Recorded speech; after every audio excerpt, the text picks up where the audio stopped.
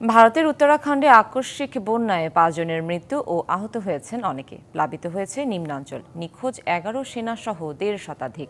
বন্যায় হতাহত ও ক্ষয়ক্ষতির ঘটনায় শোক জানিয়েছেন ভারতের প্রধানমন্ত্রী নরেন্দ্র মোদী ও স্বরাষ্ট্রমন্ত্রী অমিত শাহ। এ যেন কোনো সিনেমার দৃশ্য। বিশাল এক ঢেউ ভাসিয়ে নিয়ে যাচ্ছে মানুষ, ঘরবাড়ি, যানবাহন সহ আস্ত একটি গ্রাম। বাসিন্দাদের আর্তচিৎকার চাপা পড়ে বন্যার পানির তোড়ে। ভারতের হিমালয় সংলগ্ন রাজ্যগুলোতে কয়েকদিন ধরেই চলছে টানা বৃষ্টি। বিপদসীমা ছাড়িয়েছে একাধিক নদীর পানির উচ্চতা।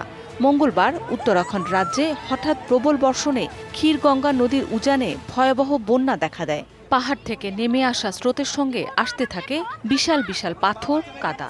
মুহূর্তেই নিশ্চিহ্ন হয়ে যায় ঘরবাড়ি, হোটেল সহ বহু স্থাপনা। ঘটে হতাহতের ঘটনা। উত্তরকাশীতে বন্যায় ভারী বৃষ্টি ও আকস্মিক বন্যার পর নিখোঁজ বহু মানুষ। হার্শিল এলাকায় স্রোতের তোড়ে ভেসে গেছে সেনা ক্যাম্প। নিখোঁজদের সন্ধানে উদ্ধার কাজে যোগ দিয়েছে সেনা, রাজ্য ও জাতীয় দুর্যোগ মোকাবেলা টিমের সদস্যরা।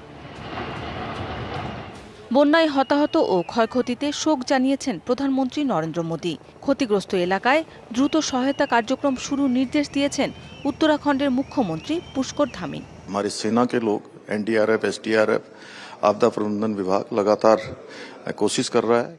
মৌসুমী শান্তা, ডিবিসি নিউজ ডেস্ক।